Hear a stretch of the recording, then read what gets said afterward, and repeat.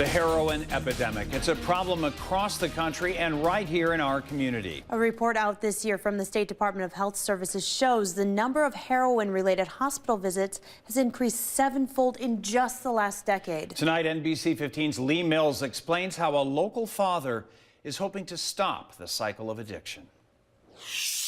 Dennis Hill's daughter struggled with mental illness and addiction for half of her life.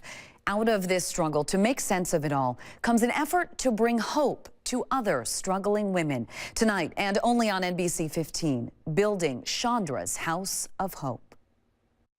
Shawnee, I miss you, honey.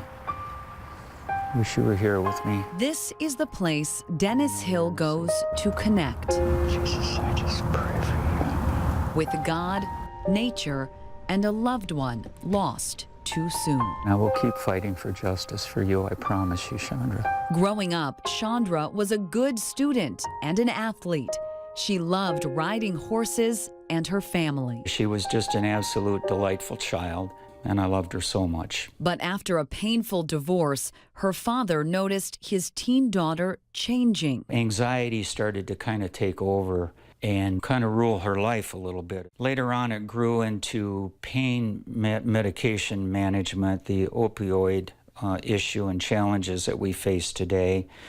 From there, it grew to street heroin and a full-fledged addiction to heroin. Chandra was in and out of treatment for years. I lived so many moments with Chandra in her anguish.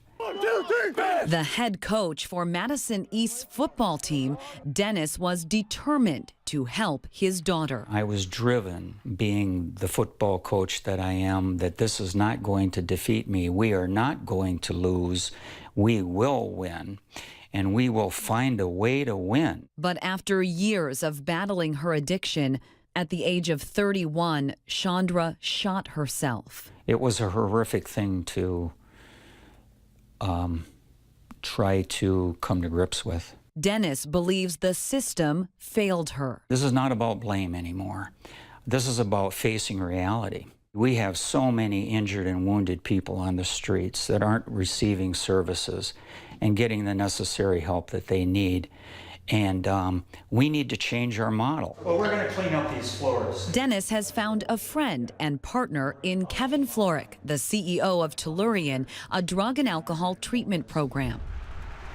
They're working to turn this house on Madison's east side into Chandra's House of Hope for women in recovery. What's unique about this, it's just not a safe place for them to live. They're going to stay connected in our continuum of care at Tellurian. Florick says those services and support will bridge the gap between treatment and independence, which often creates a revolving door. Things go well when they're in our care, and then when they go back to their living environment, it becomes a trigger for them, and a lot of times they relapse. I knew in my heart that I had to establish some kind of safe haven for the desperate and the wounded. And hallelujah, here we are today. Dennis feels he's been given a second chance to save someone else. And I know that you are looking down upon this and with great pride.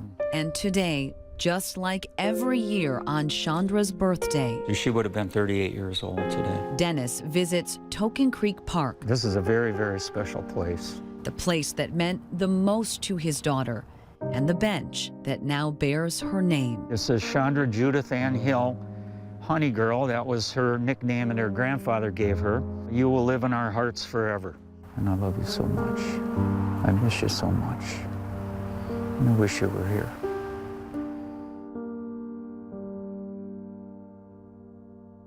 They are hoping to raise $200,000 by the end of the year so they can have Chandra's House of Hope up and running in early 2018. That money will help them offer the women free or reduced rent, clothing, food, and supplies. If you would like to learn more or donate, click on this story on NBC15.com.